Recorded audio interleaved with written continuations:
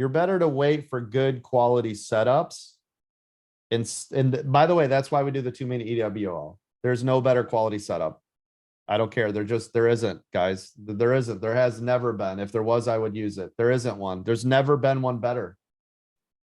So if you use that, look at what it did. I mean, look at SPY on the 2-minute. Look at it. Right? Your buy is somewhere out of the gate. All day down. Now we're starting to get a color reversal, waiting for the second one to be larger than the first. Re-entry to the upside. Now we know, because I'm a master scalper of this area, so we already knew the bounce. But still, if you're just going off the 2-minute EWO, this was the first one you're in, right?